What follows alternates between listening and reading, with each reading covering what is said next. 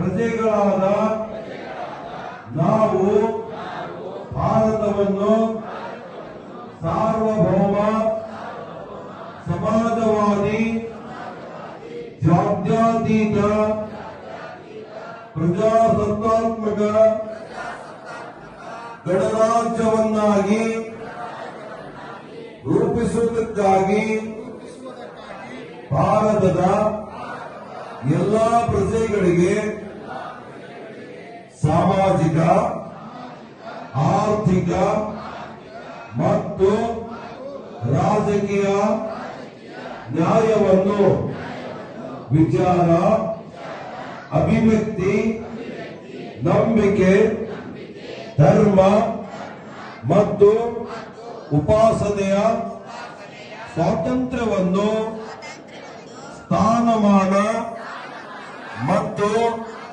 ಅವಕಾಶಗಳ ಸಮಾನತೆಯನ್ನು ದೊರೆಯುವಂತೆ ಮಾಡುವುದಕ್ಕಾಗಿ ವ್ಯಕ್ತಿಗೌರವ ದೇಶದ ಏಕತೆ ಮತ್ತು ಸಮಗ್ರತೆಗಾಗಿ ಎಲ್ಲರಲ್ಲಿ ಭ್ರಾತೃತ್ವ ಭಾವನೆಯನ್ನು ಮೂಡಿಸುವುದಕ್ಕೆ ದೃಢಸಂಕಲ್ಪ ಮಾಡಿ ನಮ್ಮ ಸಂವಿಧಾನ ಸಭೆಯಲ್ಲಿ 1949ನೇ ಇಸ್ವಿ ನವೆಂಬರ್ ತಿಂಗಳ 26ನೇ ದಿನದಂದು ಈ ಸಂವಿಧಾನವನ್ನು